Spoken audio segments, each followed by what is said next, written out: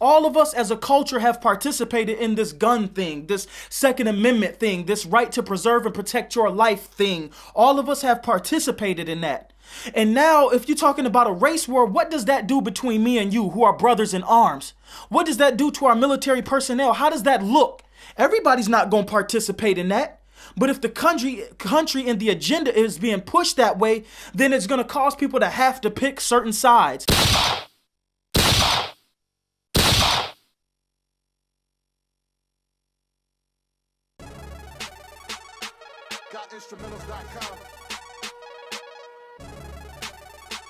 Do you know the thing that I hate the most amongst everything that a person can actually deal with in life?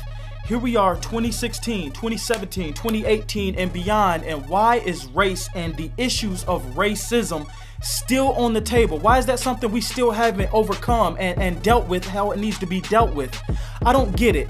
I said it before in another video. When it comes to racism and race things, I believe that is a poisonous cancer that's passed down from, the older generation to the younger generation, and the generation that receives it don't even know what it is. We just push the stereotype.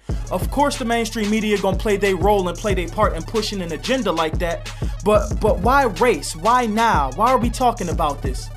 If you can actually look at the current administration and what they've been up to, if you're not blind and you can see, you'll notice that everything centered around the media. And since Mr. Barack Obama has come in office, is all centered around race. It has nothing to do with him being half black, nothing to do with him supposedly supposed to be the first black president. It has nothing to do with white people voting for him to not feel racist or any of these dumb things we talking about. What it is an agenda that's being pushed. You see, divide and conquer works. It's always worked throughout the course of history. And right now in our country, at the time when people are needed to come together the most, they divided on this issue of race. Why is it the only time we come together as a people is when we under some type of attack or have suffered some type of great loss? Then all of a sudden the country wants to heal itself and put its differences to the side, its classism issues to the side, its monetary issues to the side, and religious issues and points of views to the side, just to deal with, whatever current threat is in our window right now. But right now, the current threat and how it's being obtained and how it's being portrayed by the mainstream media is we have a race issue or a race war that is on the horizon. And that's the scariest thing to me, because we in this country, supposed to be this far down the road, will still have race wars. This is not the 60s. This is not the 50s. This is not the 40s. This is not the 70s. Why are we still dealing with these issues that's supposed to be a dead issue from way back then? Listen to me when I tell you something. Race is not an issue. Race problems is not an issue. It's not. And it's not that blacks don't like whites or whites don't like blacks. We don't like cultural things about each other when it comes to certain issues. That's what it is. If you culturally perpetuate a stereotype in a negative way, then of course people gonna think of you some type of way.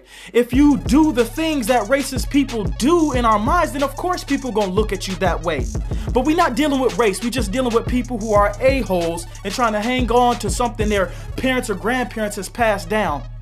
Like I just said, the scariest thoughts in my mind right now are the issues of a race war. Why? Because when it comes to the Second Amendment, everybody participates. All of us as a culture have participated in this gun thing, this Second Amendment thing, this right to preserve and protect your life thing. All of us have participated in that. And now, if you're talking about a race war, what does that do between me and you who are brothers in arms? What does that do to our military personnel? How does that look? Everybody's not going to participate in that. But if the country and the agenda is being pushed that way, then it's going to cause people to have to pick certain sides. And when certain people say certain things, people going to get off in their feelings and take things the wrong way when you're dealing with a race war. That's black versus white. That's white versus Hispanic. That's Chinese versus Hispanic. That's what we're looking at and dealing with. And it's all centered around weakening us because of right now we're dealing with people's rights. We're dealing with trying to rebuild an economy. We're dealing with domestic terrorism. We're dealing with our Second Amendment rights being chipped away and being dissolved. So what would be a better plan and a better way other than to attack the Second Amendment by turning people in the culture on themselves? This might work in a bunch of different areas, but my reason, my purpose, the Gun Lounge, is to bring you Second Amendment people what I think from my perspective on what could happen and what might be on the horizon of happening, just so we have a little knowledge in how to move and maneuver around certain things like that. So when you see that 10-headed dragon breathing called racism and all these other issues of race war and wars of race, one race fighting against another in this country, we are the backbone of America. We make America. We the strength of America as Second Amendment people, because those people are the ones that go into the military, join law enforcement, and are willing to lay our life on the line to protect ourselves or someone else. There's a class of people that's not willing to do that. You are. So if that's where we are as a society, remember, if you see that thing breathing, understand, as a Second Amendment group of all us joined together, we're not going to accept that. That's something that we need to not allow to come into the household that we have built for business, for trade, for protection, for security, for Second Amendment rights.